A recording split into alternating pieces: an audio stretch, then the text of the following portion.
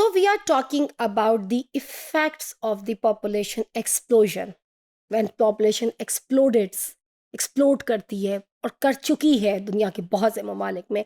और ट्रेंड्स, जैसा कि प्रीवियस लेक्चर्स के अंदर मैंने आपको बताया, trends are like that there is a projection the planet Earth is going to see a great increase in the overall population of the earth despite of the decline in few countries which is visible also, but the overall दूसरी side की जो countries है दुनिया के कुछ कुछ ही ममालिक, 30-35 ममालिक ऐसे हैं जो कि इस कदर हाई ट्रेंड के साथ चल रहे हैं कि जहाँ पे पॉपुलेशन तेज़ी के साथ बढ़ेगी. तो इफ़ेक्ट और असरात जिसके आएंगे, हाई रेट ऑफ पॉपुलेशन जो है वो डिफरेंट वेज में आएंगे. जैसा कि एक असरात ये जाएगा, जहाँ पे हाई रेट ऑफ पॉपुलेशन होगा वहाँ पे हमें इन्वेस्टमेंट ज़्यादा चाहिए, वहाँ पे हमें खर्चा ज़्यादा करना पड़ेगा. अब खर्चा हम कहाँ से करेंगे जब आपकी इतनी ज़्यादा जो है आपकी सेविंग नहीं हो रही.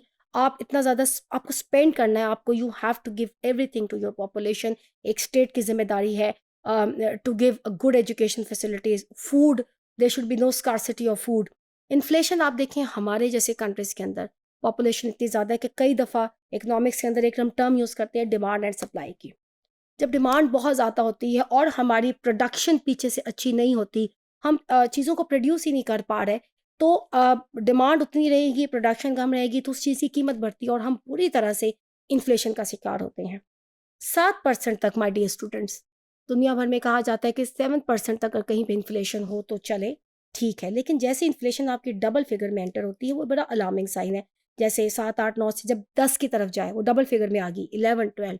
पाकिस्तान में कहा तो यही जाता है कि कंट्रोल्ड इन्फ्लेशन तो है, बिल्कुल नहीं है, लेकिन थोड़ी सी ज़्यादा बता दी जाती है. लेकिन अगर आप उन प्राइवेट एनालिसिस की बात करें जो गवर्नमेंट एनालिसिस नहीं होते, तो पाकिस्तान में 22-23% इन्फ्लेशन रेट भी हमें मिलता है, जो कि बहुत ज़्यादा है.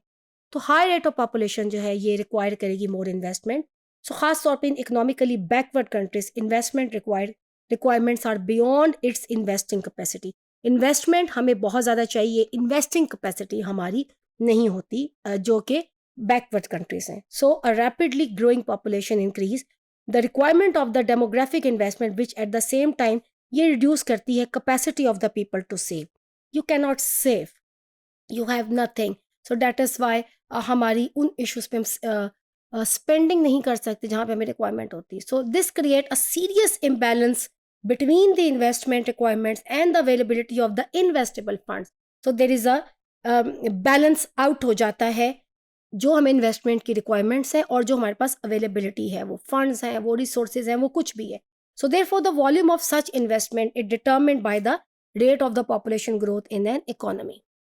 सच इकोनॉमिस्ट, सम इकोनॉमिस्ट वो एस्टिमेट करते हैं that for maintaining the present level of per capita income 2% to 5% of the national income it must be invested if the population growth at 1% annum. देखें कितनी अच्छी इकोनॉमिस्ट हमें बता रहे हैं, हल बता रहे हैं कि अगर आपकी पॉपुलेशन ग्रोथ 1% पर एनम भी हो, हमारे मुल्क की तो नहीं, हमारे तो इससे भी ज़्यादा है, तो आपको क्या करना है, करना फिर ये पड़ेगा कि the present level of per capita income 2% से 5% जो आपकी नेशनल इनकम है, in it must be invested if population आपकी ग्रो होगी 1% एनम के ऊपर.